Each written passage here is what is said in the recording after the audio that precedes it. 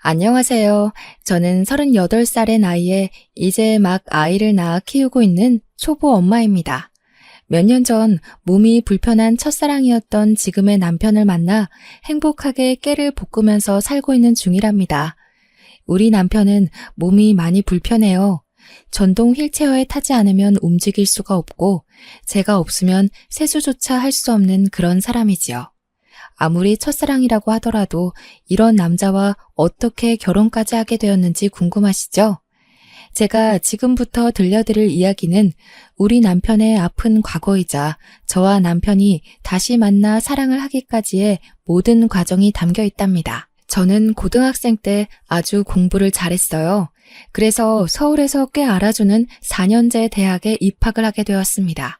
다들 대학 입학의 꿈들 하나씩은 가지고 있잖아요. 저 또한 부푼 꿈을 안고 건축학과에 입학을 했습니다. 신입생 OT에서 처음 알게 된 몇 명의 친구들은 금세 친해져서 무리를 이루게 되었죠. 아무래도 남자 여자 할 거 없어 섞여서 놀다 보니 그 중에는 서로 눈이 맞아 연애를 시작하는 친구들도 있었고요. 공모전에 출품해야 된다고 교수님들이 달달 볶는데 어떻게 연애를 하는지 정말 궁금할 정도였습니다. 데이트할 시간이 전혀 없었거든요. 결국 건축학과 그 안에서 서로 끼리끼리 눈이 맞아 하루 종일 같이 과제를 하는 것 말고는 데이트를 할 수 없었습니다. 하필이면 저는 여중여고를 나온 터라 숫기가 없어 연애랑은 거리가 먼 사람이었고요. 하지만 친하게 지내던 단짝인 남자 사람 친구는 있었습니다. 민우는 제게 정말 친절한 친구였어요. 과제하다가 졸기라도 할까봐 커피를 몰래 사다 주고 학교 앞에 맛있는 디저트 가게가 생기면 포장도 해주고 하루는 제가 과제를 끝내고 늦은 시간에 집에 가려고 하니 위험하다면서 집까지 데려다 주더라고요. 저는 살면서 운전기사가 딸린 차를 타본 것이 처음이라 매우 놀라웠습니다. 민우는 전혀 티를 내지 않았지만 어마어마한 부잣집 아들이었어요. 한 번은 둘이 팀 과제를 해야 해서 민우네 집에 갔던 적이 있었는데 집이 무슨 궁궐 같더라고요. 마당도 엄청 넓고 커다란 개가 2마리나 집을 지키는 그런 어마어마한 집이었습니다. 특이했던 건 개 이름이 꼭 사람 이름 같아서 제가 엄청 웃었죠. 저는 당연히 평범한 대한민국의 집안 딸이었고 그런 격차가 못내 자존감을 떨어뜨려 민우를 좋아하는 마음을 꽁꽁 숨기게 되었습니다. 저희는 3학년까지도 매일을 붙어 다녔어요. 같은 과 친구들이 저기 부부 온다 할 정도로 저희는 오랜 시간을 함께 보낸 사이였습니다. 민우도 저에게 연애 감정이 들었을까요?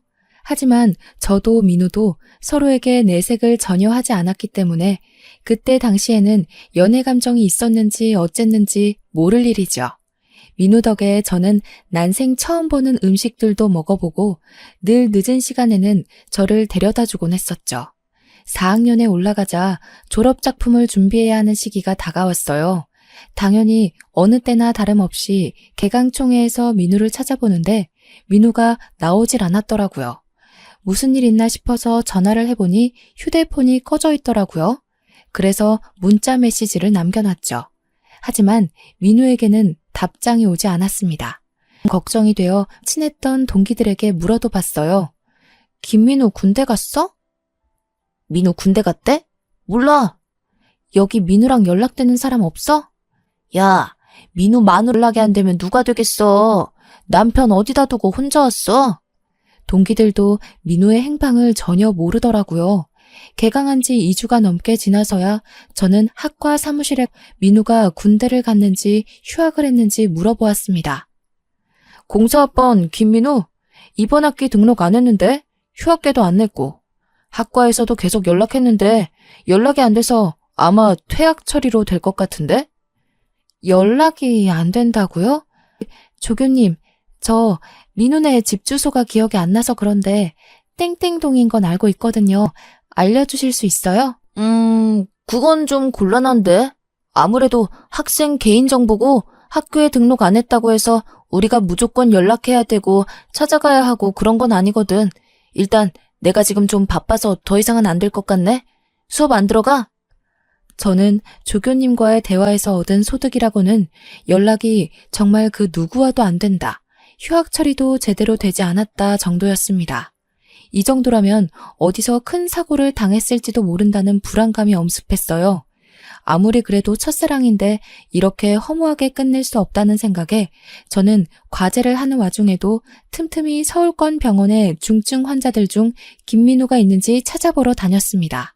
전화로는 당연히 그놈의 개인정보 때문에 알려줄 수 없다는 이야기만 반복해서 들었고 병원에 직접 방문해서 일일이 이름을 확인하는 거 말고는 별 다른 수가 없었어요. 민우의 이메일 주소로도 몇 번이나 이메일을 보냈지만 읽지 않은 표시가 사라지지 않았습니다.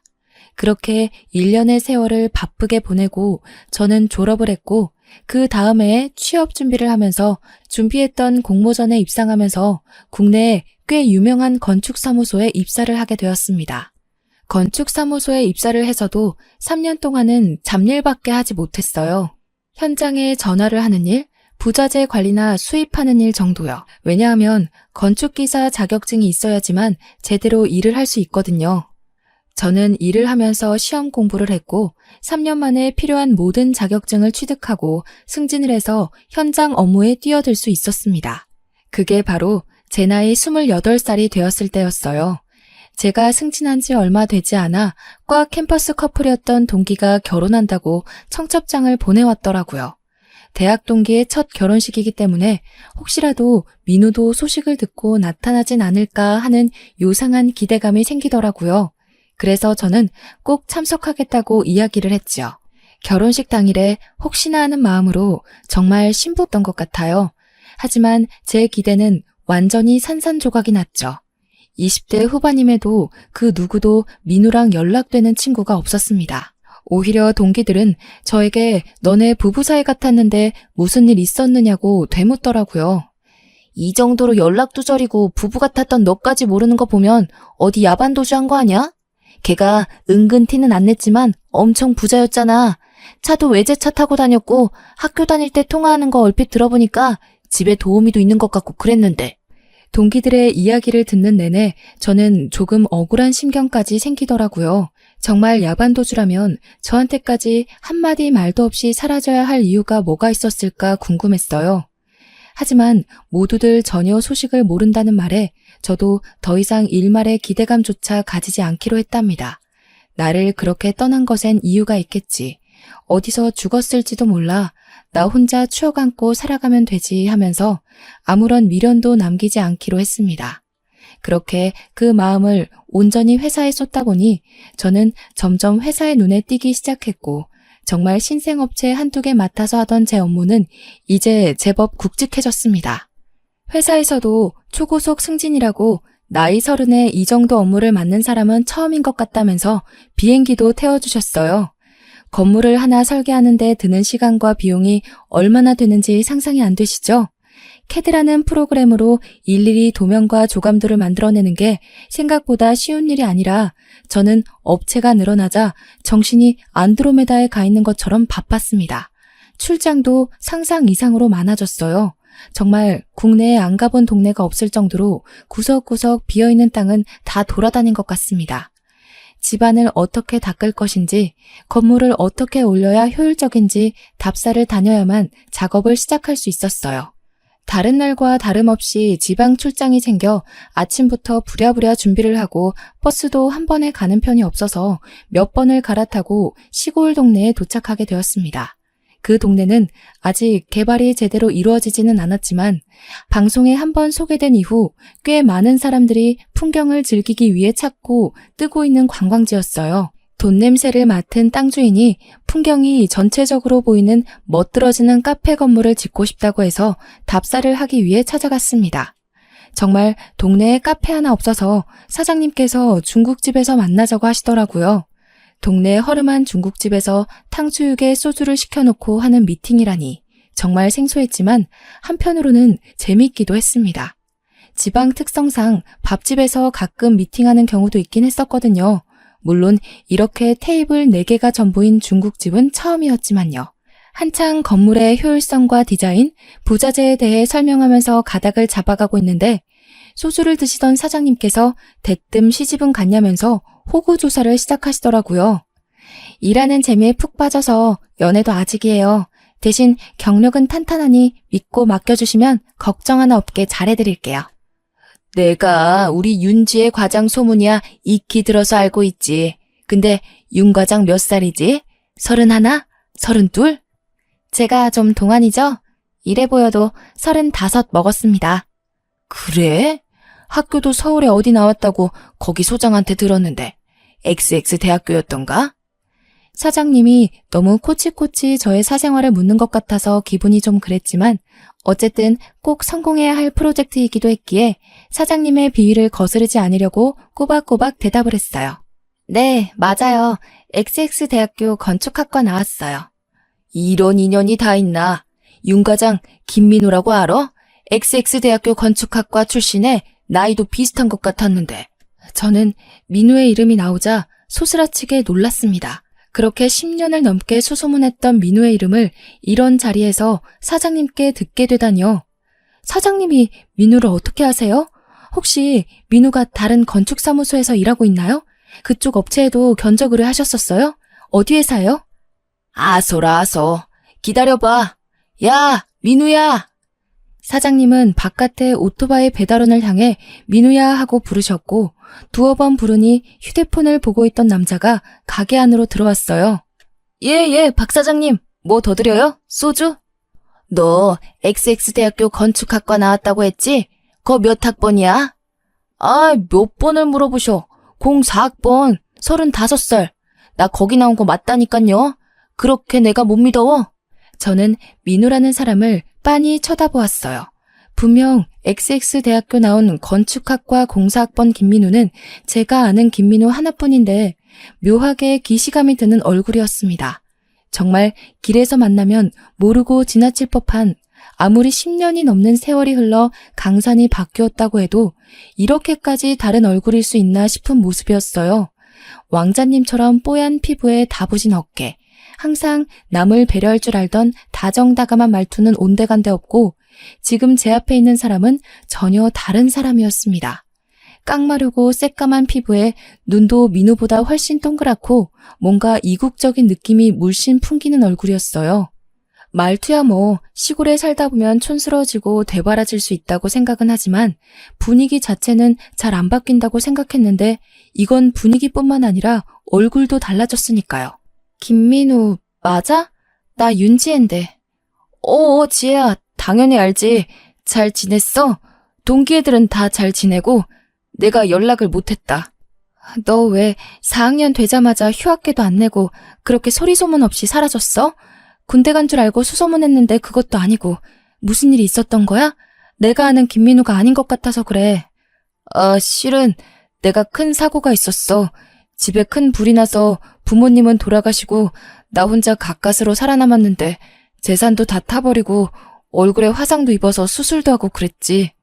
그제서야 얼굴이 다른 이유를 알게 되었어요. 물론 체격까지 차이가 나는 건 이해가 안 됐지만 사는 게 바빠서 관리도 못하고 운동도 못하면 충분히 왜소해질 수 있다고 생각했죠. 불에 모든 게 다 타버리는 바람에 어디에도 연락할 수가 없었고 나도 연기를 많이 마셔서 꽤 오랜 시간 병원에 입원해 있었어. 재활치료도 오래 받았고 내가 세상에 나온 뒤엔 할 수 있는 게 없더라고. 그래서 무작정 버스 타고 내려와서 여기서 일하게 됐지. 그러면서 민우는 사장님께 소주를 한 잔 받아 벌컥 마셨어요. 분명 대학 다닐 때 민우는 술을 한 잔도 못하는 친구였었거든요. 친구들끼리 술을 마시러 갈 때도 항상 구석에서 탄산음료를 먹던 친구였는데 소주를 연거푸 마시는 모습을 보고 너무나도 놀랐습니다. 정말 10년이 넘는 세월이 사람을 이렇게도 변하게 만드는구나. 세월의 격차는 너무나도 다르구나를 실감하게 되었죠. 이렇게 만난 것도 인연인데 두 사람 번호도 교환하고 그러지? 둘 다 미혼이구만. 그 말을 듣고 민우는 제게 쭈뼛쭈뼛 휴대폰을 내밀었고 저희는 번호를 교환하게 되었습니다. 기시감은 뒤로 한 채 민우와 다시 연락이 되었다는 사실 자체로도 너무 기뻐서 눈에 보이는 게 없기도 했어요. 저는 미팅도 잘 마치고 두 사람에게 인사를 한 뒤 다시 서울로 돌아오게 되었습니다. 동기들에게도 이 소식을 전할까 했지만 지금 민우의 사정이 좋지 않기도 하고 그렇게 잘 살았는데 한순간에 모든 걸 잃은 게 자존심이 상할 수도 있는 문제라 저만 알고 있기로 마음먹었어요. 그날 저녁 피곤함이 몰려오는 와중에도 민우와 연락이 하고 싶어 문자를 보내보았어요. 민우야, 나 집 잘 도착했어. 진짜 인연은 인연인가 보다. 그렇게 먼 동네에서 이렇게 우연히 마주치다니. 그러니까 지혜야. 민우 이제 내 이름도 기억 못하는 거야? 나 지혜잖아. 아니 미안. 오타난 거야. 민우와 함께 연락을 이어가면서 은근히 갸우뚱할 일들이 있었어요. 예를 들면 캠퍼스 건물을 이야기할 때도 건물을 헷갈린다던가 다 아는 건축 설계 이야기를 할 때도 기억이 안 난다고 한다던가 하는 일들 말이죠. 물론 세월이 지났으니까 까먹을 수도 있겠구나 싶었지만 그래도 굵직한 이야기들도 잘 기억 안 난다고 하니 서운한 마음까지 들더라고요.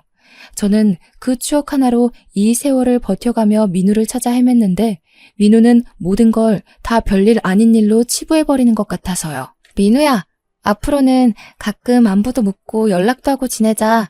우리 대학 다닐 때 정말 재미있는 일 많았는데. 아, 내가 진혁이랑 진솔이 보고 엄청 웃었던 것도 기억나? 그럼 기억나지. 진혁이랑 진솔이 진짜 웃기던 친구들이었잖아. 걔네가 말이라도 하면 친구들 다 배꼽 잡았던 거 기억나지. 걔네는 뭐하고 산대? 저는 여기서 정말 큰 의문이 들었습니다. 진혁이랑 진솔이는 민우네 집에서 키우던 큰 진돗개 2마리의 이름이었거든요. 키운 지 10년이 넘은 늙은 노견이라면서 이별하게 되면 너무 슬플 것 같다고 남은 시간 동안 정말 잘해줄 거라고 애지중지했던 개였어요. 대학 시절 이야기는 그렇다 쳐도 10수년을 키워온 반려견의 이름까지 까먹는 게 말이 안 되잖아요. 민우야, 진혁이 진솔이는 네가 키우던 개 이름인데 그 개들은 어떻게 됐어? 미안. 내가 화재로 머리까지 많이 다쳐서 기억이 잘 안 나. 은근히 내는 오타들도 신경 쓰이더라고요. 많이 다쳤다고 해도 맞춤법에 띄어쓰기 따박따박 지키던 사람이 저렇게까지 나사가 빠질 수 있나 싶었고요. 화재로 인한 부상이라고 했는데 머리를 다친 것도 아니면서 기억이 하나도 없다고 하는지 그러면서도 저는 안다고 아는 척을 해오는 게 앞뒤가 맞지 않는 것 같았어요. 며칠이 지나고 민우가 급한 일이 있다면서 통화가 가능하냐고 묻더라고요. 민우야, 무슨 일 있어? 급한 일이 뭔데? 내가 배달 일을 하다가 사고가 났어. 정말 급해서 그런데 나 돈 좀 빌려줄 수 있을까? 저는 순간 말문이 턱 막혔죠. 그래도 알아주는 건축사무소고 연봉도 많이 올라서 돈이야 꽤 모아두었지만 돈을 빌려달라는 물음에 대답이 쉽게 나오지 않더라고요. 아무래도 제가 오랜만에 만난 친구에게 기대했던 것만큼의 감정을 되돌려받지 못해서 그런 것 같기도 했고요. 지혜야, 정말 이런 부탁해서 미안하다. 내가 지금 연락하는 친구가 너뿐이라 사고가 났는데 가족도 없고 내가 가진 게 없어서. 그렇게까지 말하는데 안 되겠다고 다른 데 가서 알아보라는 말을 못 하겠더라고요. 그래서 필요하다는 돈이 얼마냐고 물었고 500만 원이라고 하길래 바로 송금을 해줬어요. 몇천만 원 단위였다면 거절했겠지만 솔직히 500만 원 정도는 빌려줄 수 있었거든요. 민우는 꼭 갚겠다면서 너무 고맙다고 제게 연신 인사를 전했습니다. 그런 모습은 꼭 예전이랑 비슷해서 찝찝함은 뒤로 하고 잘한 일이다 라고 생각하기로 마음을 먹었어요. 그 뒤로도 몇 번 사고 치료를 위해 병원에 가야 한다. 사고 나면서 깨진 그릇들을 변상해야 한다면서 20만 원, 30만 원 짜잘하게 돈을 빌려갔죠. 몇 번이나 거절하려고 했지만 마지막이다. 진짜 미안하다. 지혜 너한테 이러면 안 되는데 등등 말로 구슬리기에 못 이기는 척 빌려주게 되었습니다. 정말 마지막이라 그런데 지혜 너 월급날 가까워지지 않았어? 나 300만 원만 빌려줄 수 있어? 민우야, 내가 너한테 여태 빌려준 돈이 거의 800만 원 가까이 돼. 어떻게 나한테 갚으려고 자꾸 돈을 빌려달라고 그래? 그리고 여태 빌려간 돈 한 푼도 안 갚았잖아. 나도 생활이 힘들어서 더는 못 빌려줄 것 같아. 저는 제 월급 날짜까지 물어보는 행태가 많이 뻔뻔하다고 느껴지고 점차 수상해졌어요. 하지만 본인이 김민우라고 하고 그것도 제가 말하기 전에 XX대학 건축학과 공사학번이다까지 밝힌 마당에 증거가 딱 나오는 것도 없었고요. 얼굴이 좀 다르다, 말투와 성격이 다르다고 우기기엔 10수년 동안 연락이 중단되었던 친구인걸요. 제가 몇 번 돈 빌려달라는 걸 거절하자 제게 연락도 뜸해지더라고요. 이리저리 머리를 굴리지 말고 지금은 회사 일에 집중을 해야겠다고 생각을 했어요. 안 그래도 민훈의 동네 땅주인 사장님께서 제가 잡은 컨셉에 대해 조금 마음에 들지 않는다는 표시를 하셔서 발등에 불이 떨어졌거든요. 하루하루를 바쁘게 뛰어다니는 와중에 민우에게 오랜만에 연락이 왔어요. 또 돈 이야기일까 싶어 전화를 받을까 말까 고민했는데 그래도 안 받기가 조금 그래서 연락을 받았습니다. 지혜야, 내가 부탁이 있는데. 부탁이라는 말에 한숨부터 나오더라고요. 돈 빌려달라는 건 아니고 때문에 서울에 오게 되었는데 하루를 여기서 있어야 할 것 같아. 알다시피 내가 친척들도 연락이 안 닿고 친구도 없고 그리고 실은 내가 사고 해결 때문에 돈이 부족해서 호텔을 잡지도 못했거든. 오랜만에 만나서 회포도 푼다고 생각하고 너네 집에서 하루 지내도 될까? 저는 진짜 깜짝 놀랐습니다. 여자 혼자 사는 집에 남자가 아무렇지 않게 자고 가겠다는 소리를 한다니 이게 제정신인가 싶으면서도 또 밤새 술 먹으면서 이것저것 해보면 뭔가 나오지 않을까 싶기도 하는 마음이 공존하더라고요. 어차피 투룸이니까 작은 방에서 재우고 안방문이야 잠그면 되겠지라는 생각으로 알겠다고 퇴근하고 연락하겠다고 했습니다. 퇴근 후에 회사 근처에서 민우를 만나 밥을 먹고 편의점에 들러 안주거리와 맥주, 소주를 사들고 집으로 들어갔습니다. 집 좋다면서 구경 좀 해도 되냐고 하길래 여자 혼자 사는 집을 뭘 그리 샅샅이 보려고 하냐며 앉아서 술이나 먹자고 했어요. 알코올은 분해를 전혀 못한다며 한 잔만 마셔도 얼굴이 새빨개지던 민우는 어디 가고 소주는 역시 맥주에 타먹어야 제맛이라면서 소맥을 타마시더라고요. 민우 너 알코올 한 방울만 들어가도 전신이 빨개진다면서 술 안 먹지 않았어? 그거 다 어릴 때지. 공사장이며 배달일이며 고생해봐. 술이 꿀떡꿀떡 넘어간다니까. 능청스럽게 오징어 다리를 뜯으면서 소맥을 마시는 모습을 보면서 저의 어린 시절 환상은 점점 깨졌죠. 저는 대충 사온 술을 다 마시자 이제 잠이나 자자면서 자리를 정리했어요. 저를 따라 안방으로 들어오려고 하는 민우를 확 밀치고는 저쪽 방에서 자라고 떠밀었죠. 민우는 약간 머쓱해하면서 작은 방으로 들어가더라고요. 그 방을 드레스룸으로 쓰고 있어서 잠자기엔 조금 먼지도 많고 비좁긴 했지만 어차피 하루인데 뭐 어떠냐는 마음으로 재웠습니다. 아침에 출근을 해야 해서 민우 방에 노크를 하니 조용하더라고요. 출근을 할 시간인데 민우를 혼자 두고 나가기가 너무 꺼림칙해서 깨울 생각으로 문고리를 잡아 돌렸는데 이미 나갔는지 방에 없더라고요. 뒷정리도 하나도 안 해놓고 가서 좀 열이 받았지만 손님인데 그것까지 바라면 안 되겠다 싶어서 이부자리를 정리하고 있었는데 문득 본 액세서리 서랍이 살짝 열려있는 거예요. 설마 싶어서 서랍을 열어보니 제 귀금속들이 사라졌더라고요. 그때 허탈감과 분노는 이루 말할 수 없었습니다.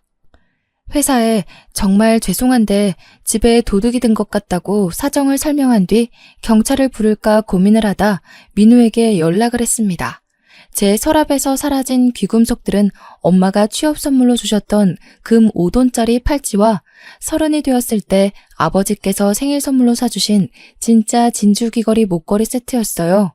경찰을 바로 부를까 싶기도 했지만 그래도 민우가 돌려주기만 하면 없던 일로 해줄 수 있기에 민우에게 먼저 연락을 한 거였죠.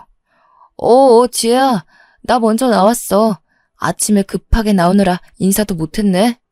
민우야, 혹시 작은 방 서랍에서 내 귀금속 가져갔어? 저는 둘러대지 않고 단도직입적으로 물어보았죠.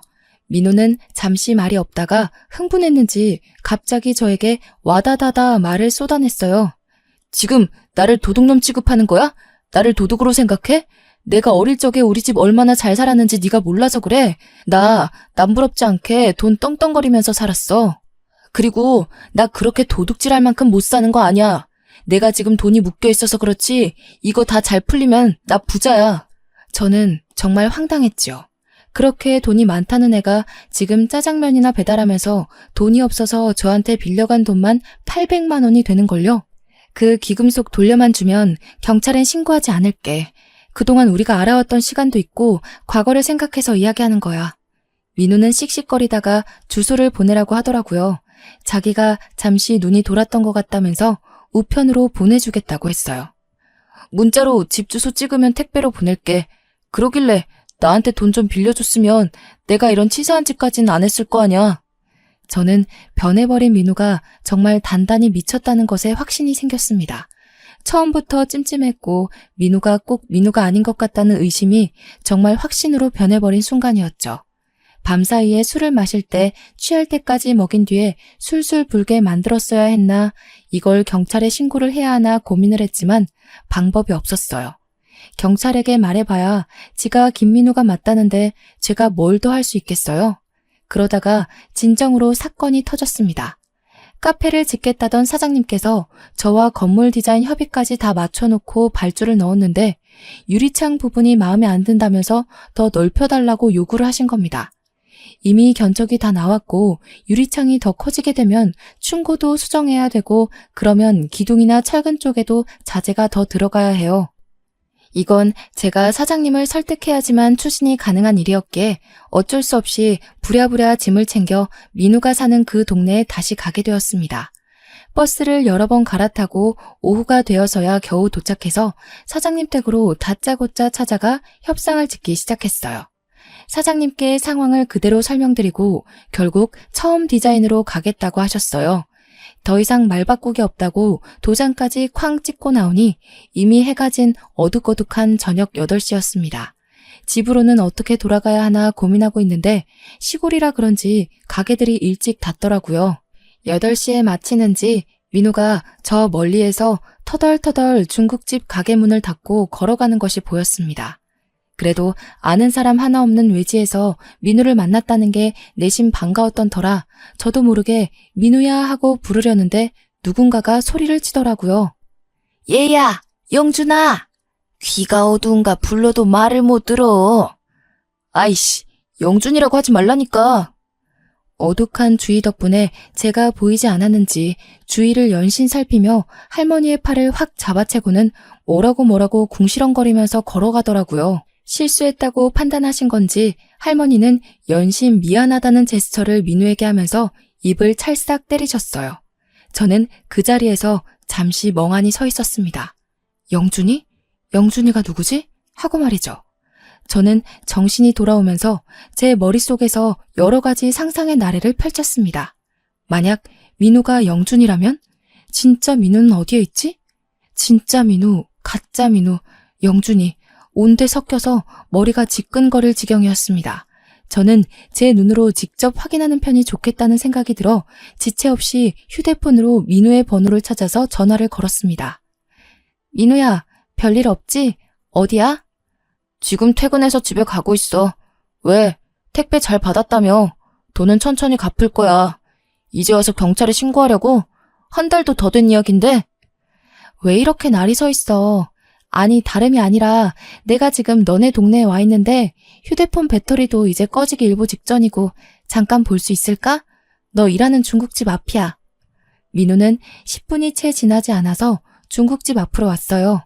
저는 괜히 멋쩍은 듯한 표정을 지으며 민우에게 말을 했습니다. 귀찮게 미안. 너네 집에서 혹시 나 하루 자고 가도 돼? 여기가 시골이라 차편이 일찍 끊기잖아. 내가 급한 일이 있어서 왔는데 차편도 없고 부를 사람도 없고 휴대폰도 꺼져서 어디 연락도 못하고. 그럼 대충 근처 여관방 잡아서 핸드폰 충전도 하고 그러면 되지 않아? 내가 지갑까지 잃어버려서 버스에 두고 내렸나 봐. 돈이 한 푼도 없어. 아니, 10만 원도 없어? 민우는 궁시렁거리면서도 제가 방법이 없다고 계속해서 집에서 하루만 재워달라고 하자 어쩔 수 없이 저를 집으로 데려갔습니다. 집에는 아까 영준이라고 불렀던 그 할머니가 계셨는데 딱 봐도 동남아계 외국인인 것 같았어요. 소개를 해달라는 모양새로 가만히 서 있자 민우가 마지못해 입을 열었습니다. 내가 왜 사고 나서 빈털털이 됐다고 했잖아. 무작정 여기로 왔는데 이 할머니가 자식이 없다고 같이 살자고 하셔서 내가 같이 살면서 보살펴드리고 있어. 할머니는 저를 보고 아무 말도 않고 그냥 웃으면서 서 계셨어요. 하지만 표정이 나에게는 아무런 말도 걸지 말라 그런 표정이었기에 저는 잔뜩 긴장하며 고갯짓만 했습니다. 민우는 제게 방이 3개지만 화장실 옆에 있는 방은 돌아가신 가족의 남은 유품들이 있다면서 절대로 들어가지 말라고 신신당부를 했어요. 본인은 본인 방에서 잘 테니 저보고 불편하지만 거실에서 자라고 하길래 알겠다고 했죠. 할머니가 할머니 방에서 이부자리를 하나 들고 오셔서 거실에 깔아주셨습니다. 저는 알아서 잘 자고 아침 일찍 나갈 테니 걱정하지 마시라고 하고 다들 주무시라고 인사를 드렸습니다. 할머니는 먼저 자겠다고 방으로 들어가셨고 민우는 씻겠다며 화장실에 들어가더라고요. 제게 절대 화장실 옆방 문을 열지 말라고 신신당부를 하고 갔습니다. 저는 민우가 씻으러 들어간 사이 거실 책장에 꽂혀있는 앨범들에 눈을 돌렸어요. 어릴 적 사진이 있는 앨범인 것 같은데 사진을 보면 뭔가 가닥이 잡히지 않을까 싶었거든요. 두꺼운 앨범을 후다닥 꺼내서 사진들을 보는데 아기 때 사진부터 어린이, 중고등학교 시절 사진들이 쭉 있는데 그 어디에도 제가 알던 민우 얼굴이 없는 거예요. 사진 중간중간 영준이의 첫 입학식, 영준이와 영준이랑 놀이공원 이렇게 사족이 써져 있었고 민우에 대한 이름이나 내용은 전혀 없었습니다. 그러다가 모자 사진으로 보이는 사진을 발견하여 유심히 보는데 아무리 봐도 할머니와 지금의 민우 얼굴이었어요. 제 의심은 확신으로 바뀌었습니다. 그 사진 한 장을 몰래 주머니에 쑤셔놓고 원래 있었던 자리에 앨범을 꽂아놓았죠. 때마침 민우도 씻고 나오더라고요. 긴장감에 심장이 두근두근 튀어나올 것 같았습니다. 맥주라도 한 잔 할래? 주면 고맙지. 저는 민우가 술이라도 진탕 마시고 푹 잠들면 그때 본격적으로 증거를 더 찾아볼 생각이었습니다. 1시간, 2시간 술자리가 조금 길어졌지만 저는 배불러서 더는 술을 못 마시겠다는 핑계로 술을 조절하고 있었습니다. 얼굴이 벌겋게 달아오른 민우가 이제 자야겠다며 휘청거리면서 일어났고 방문을 닫고 들어가는 걸 보고는 불을 끄고 꺼두었던 휴대폰을 다시 켜서 후레쉬 빛으로 앨범을 뒤져보았어요. 그렇게 1-2시간쯤 흘렀을까 온통 영준이라고 적힌 지금의 민우 얼굴을 한 사람의 사진들을 모조리 확인하고 저는 민우가 영준이라고 확신을 하게 되었습니다. 팔뚝에 오소소 소름이 돋았어요. 영준이는 왜 XX대학교 건축학과 공사학번 김민우 행세를 하고 살고 있는 걸까요? 그것도 민우를 전혀 모르는 사람들에게 이 시골까지 와서 굳이 그런 짓을 할까요? 저는 깊은 고민에 빠졌습니다. 그러다가 1-2잔 마신 맥주 때문인지 화장실이 가고 싶어서 볼일을 보고 나오는데 어디서 끙끙 앓는 소리가 들리는 거예요. 저는 할머님이 아프신 줄 알고 할머니 방으로 가려고 했는데 자세히 들어보니 민우가 절대 들어가지 말라고 했던 화장실 옆방에서 나는 소리 같았습니다. 끙끙거리는 소리도 남자 목소리 같았고요. 저는 두려움에 손이 벌벌 떨렸습니다. 그 방엔 분명 유품이 있다고 했는데 민우와 할머니 둘만 사는 집이랬는데 남자가 하나 더 있다니 얼마나 무서웠겠습니까? 저는 민우의 방에서 들려오는 코 고는 소리와 조용한 할머니 방 소리를 확인한 뒤 두 눈을 질끈 감고 화장실 옆방의 문을 열었습니다. 그 방은 작은 스탠드 불빛에 의존하고 있는 어둑한 방이었는데 바닥쯤에 누가 누워있는 것을 보았어요. 저는 살금살금 다가가 끙끙거리는 사람의 얼굴을 살며시 들여다보았습니다. 어두워서 잘 보이진 않았지만 실루엣만으로도 저는 한눈에 알아볼 수 있었습니다. 누워있는 그 사람은 진짜 민우였어요. 저는 아주 작은 소리로 민우의 이름을 불러보았어요. 너 혹시 민우니? 김민우? 누구세요? 저 좀 도와주세요. 나 XX대학 건축학과 공사학번 윤지혜야. 나 알겠어? 이게 다 무슨 꼴이야. 저는 혹시라도 소리가 새어나갈까 방문을 꼭 닫고 민우의 옆으로 다가가 스탠드 불빛을 가까이 비췄어요. 밝은 불빛으로 얼굴을 보니 정말 제가 아는 민우가 맞았습니다. 살이 하나도 붙지 않은 깡마른 얼굴을 하고 있었지만 그래도 그 민우의 얼굴이 맞았어요. 저는 눈물이 터져나올 것 같았습니다. 어떻게 된 거냐고 일어서 보라고 하니 민우가 가만히 누워서 고개만 쓱 돌리며 말을 하더라고요. 지혜야, 내가 몇 년 전인지도 모르겠다.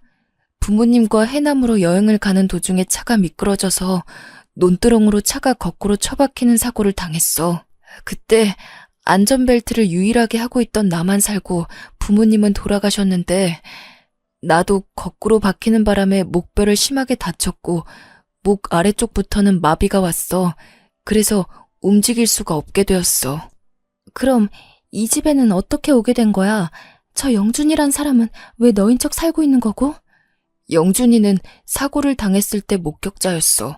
부모님이 돌아가시고 내가 병원에 누워있을 때 보험회사 쪽에서 연락이 왔었나 봐.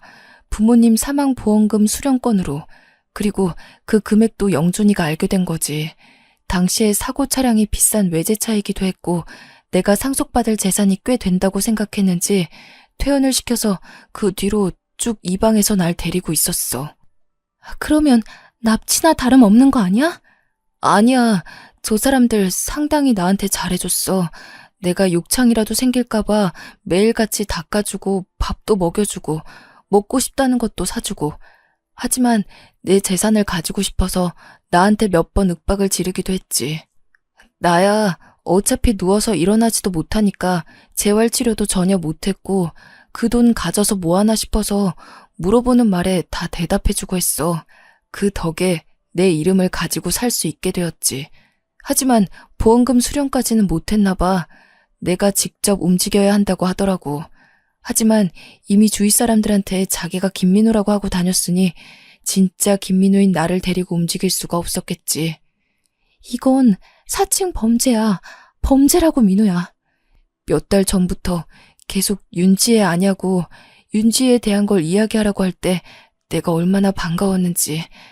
내가 너 정말 좋아했었거든. 그런 사고만 아니었으면 우리가 이런 꼴로 만나지 않았을 텐데. 저는 눈물이 너무 많이 흘러나와서 주체할 수가 없었고 제 울음소리가 점점 커져 모두들 깰 것만 같았어요. 뼈밖에 남지 않은 민우였지만 저는 어디서 그런 힘이 나왔는지 누워있는 민우를 혼자서 이리 돌리고 저리 돌리고 결국 등에 들쳐업었습니다. 민우는 제게 뭘 하려고 그러냐면서 이미 본인의 사지는 마비되어 아무것도 할 수 없는 몸이라고 했지만 저는 재활치료를 전혀 못 받았다는 말이 가슴에 콕 박혔어요. 목 위로는 움직일 수 있고 목뼈가 산산조각 난 것도 아니고 서울에 있는 병원에서 제대로 진단받고 치료를 받으면 가능성도 있지 않겠냐는 희망을 가졌죠. 새벽 4시 해도 뜨지 않은 어둑한 밤. 저는 민우를 들쳐업은 채로 그 집을 나와 무작정 뛰었습니다. 10수년을 누워서 주는 밥만 먹으면서 지냈으니 근육이고 지방이고 남아있는 게 있었겠습니까? 가시 같은 몸이라 제가 들쳐업어도 무게가 많이 나간다는 생각이 전혀 안 들더라고요. 무작정 걷고 또 걷고 어딘지도 모르는 길을 걸어 딱 한 대 있는 택시를 발견했습니다. 땀이 범벅되어 깡마른 사내를 업고 택시를 탔으니 택시 아저씨도 무슨 큰일이라도 난 줄 알고 저를 태워주셨어요. 저는 어디든 제일 가까운 시외터미널로 가달라고 했고 버스 터미널에 내려서 서울로 가는 버스를 탈 수 있었습니다. 서울에 도착하자마자 제일 먼저 한 일은 당연히 병원으로 가는 일이었습니다. 서울에 오니 주위의 도움을 받을 수 있더라고요. 병원으로 가서 MRI, CT 찍을 수 있는 건 다 찍고 의사를 만났습니다. 지금 촬영본 보시면 목뼈 쪽 신경이 제대로 치료가 되지 않아서 눌려 있습니다. 그래서 사지에 힘이 들어가지 않고 마비 증상이 온 거고요. 더불어 사고의 여파인지 척추신경에도 손상이 있습니다. 이건 약물 치료로 호전될 부분은 아니고요. 목뼈 쪽은 이미 협착이 되어서 수술을 하려면 아주 대수술이 될 겁니다. 거기다가 목숨을 장담하기도 어렵고요. 하지만 수술이 잘 된다면 이미 오랜 시간 신경이 눌려 눈에 띄는 회복은 어렵지만 팔 정도는 움직일 수 있게 될 겁니다. 저는 민우와 함께 의사 선생님의 말을 듣고는 민우의 의사를 물었습니다. 마음을 다잡은 듯 위험해도 수술을 하겠다고 결정을 지었고 그렇게 입원한 지 일주일 만에 급하게 민우의 수술 날짜가 잡혔습니다. 수술을 기다리는 일주일 동안 저는 민우가 받아야 할 보험금들을 알아보게 되었고 오랜 시간이 지나 보험회사도 그만큼 고객 서비스가 발전했는지 직접 병원으로 와주었어요. 직원과 함께 그동안 수령치 못했던 보험금을 정산받게 되었고 그 돈으로 수술비도 결제할 수 있었습니다. 더불어 변호사를 통해서 상속받지 못한 재산에 대한 권리도 찾게 되었고 폐가처럼 변해버린 민우가 살던 집 또한 민우의 명의로 이전하도록 진행하게 되었습니다. 민우의 수술은 10시간이 넘는 큰 수술이었고 다행히 수술이 잘 되어 삐뚤게 맞춰진 뼈를 바로 잡게 되었습니다. 하지만 바로 마비가 풀리는 그런 기적은 당연히 없었고요. 일단 몸의 근육이 거의 남아있지 않습니다. 몸무게도 50kg가 안 됩니다. 지금은 걷는 것도 무리가 갈 수 있기 때문에 재활과 더불어 운동 치료를 약하게 시작해야 합니다. 어느 정도 몸에 근육이 생기고 순환이 완벽하게 되는 시기부터는 마비를 풀기 위한 재활이 들어갈 거고요. 걸리는 시간은 장담할 수 없습니다. 10년이 걸릴지 20년이 걸릴지 혹은 평생 돌아오지 못할 수도 있습니다. 저는 민우가 제 손으로 글씨라도 한번 써봤으면 좋겠다는 마음으로 재활치료를 빠지지 않고 받자고 말을 했어요.